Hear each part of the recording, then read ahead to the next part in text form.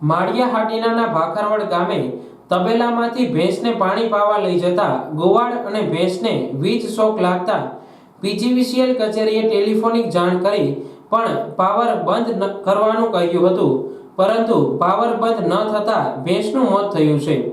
માલિક નારાયણભાઈ ગોસ્વામી દ્વારા અમરાપુર જેટકો સબ સ્ટેશન અવાણીયા સબ સ્ટેશનમાં જાણ કરી ભેંસ જીવતી છે અને થાંભલો ચોટી ગઈ છે, પાવર બંધ કરવા જાણ કરી, પરંતુ હાજર સ્ટાફે રિપ્લાય ન આપતા માળિયા હાટીના પીજીવીસીએલ ઇજનેરને જાણ કર્યા બાદ પાવર ટાઈમસર કટ થયો હોત તો ભેંસ બચી જાત।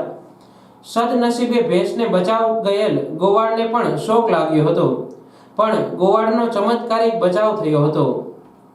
આ બનાવ વિશે બધું અમને જાણ છે। હું જનક હતા, ભેંસ શોર્ટ થાય એટલે અમે અમરાપુર ફોન કર્યો સોસાયટીમાં। એ લોકો એક રિંગ પૂરી થઈ ગયા પછી બીજી રિંગે ઉપાડ્યો। એને એવું કીધું તમે ફોલ્ટ ઓફિસે ફોન કરો। ફોલ્ટ ઓફિસે 2 રિંગ કર્યા પછી ત્યાંથી ફોન ઉપડ્યો, એ પછી અમરાપુર એ લોકોએ ફોન કર્યો, ત્યાર પછી લાઈટ બંધ થઈ, ભેંસ મરી ગઈ।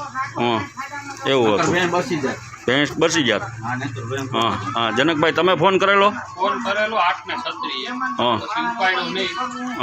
ઉપાડ્યો તો કે માળિયા કરો સાહેબને કર્યો તો સાહેબે બંધ કરી દીધા, ભેંસ મરી ગઈ। અમરાપુર કર્યો એની બંધ કરતી હતી તો ભેંસ બચી જાય।